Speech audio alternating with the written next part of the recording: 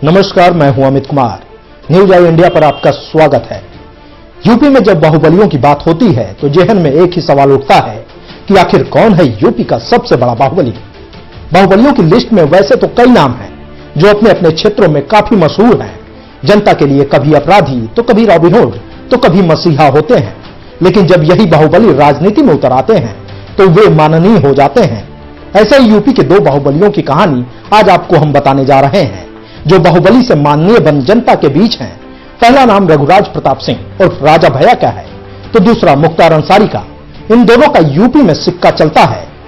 देखिए ये खास रिपोर्ट। मुख्तार अंसारी का जन्म यूपी के गाजीपुर जिले में हुआ था। उनके दादा मुख्तार अहमद अंसारी अखिल भारतीय कांग्रेस कमेटी के अध्यक्ष रहे थे। राजनीति मुख्तार अंसारी को विरासत में मिली। किशोरावस्था से ही मुख्तार निडर और दबंग थे। उन्होंने छात्र राजनीति में कदम रखा और सियासी राह पर चल पड़े। बता दें कि कॉलेज में उन्होंने एक प्रतियोगिता में स्वर्ण पदक भी जीता था। मुख्तार अंसारी ने 1995 में सक्रिय राजनीति में कदम रखा और पहली बार 1996 में मऊ सदर से विधायक बने, जिसके बाद मुख्तार अंसारी ने कभी पीछे मुड़कर नहीं देखा और मऊ सदर विधानसभा क्षेत्र से लगातार 5वीं बार विधायक हैं। मुख्तार अंसारी का 1988 में पहली बार हत्या के एक मामले में नाम आया था।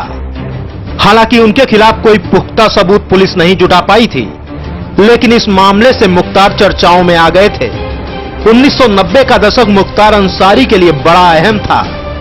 इसी दौरान छात्र राजनीति से मुख्तार जमीनी कारोबार और ठेकों की वजह से अपराध की दुनिया में कदम रख चुके थे और देखते ही देखते उन पर 44 आपराधिक मुकदमे दर्ज हो गए थे। और यही वजह थी कि पूर्वांचल के मऊ, गाजीपुर, वाराणसी और जौनपुर में उनके नाम का सिक्का चलने लगा था। फिलहाल मुख्तार बांदा जेल में बंद है।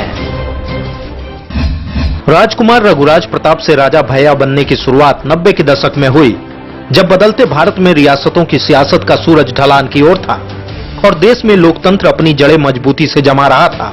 लोग राजा महाराजों से ज्यादा तवज्जो उन नेताओं को देने लगे थे जो लोकतंत्र के राजा बनकर जनता की आवाज बुलंद कर रहे थे।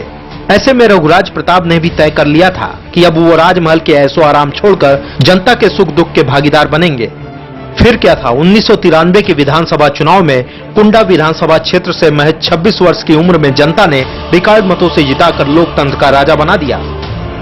फिर कभी राजा रघुराज प्रताप सिंह ने पीछे पलटकर नहीं देखा और होने वाले सभी विधानसभा चुनाव में राजा भैया ने इतिहास रचा और कई सरकारों में मंत्री पद भी ग्रहण किया। राजा रघुराज प्रताप अपने कार्यों और जनता की सेवा से लोगों के दिलों में बसते चले गए और जनता के लिए राजा रघुराज प्रताप से राजा भैया हो गए।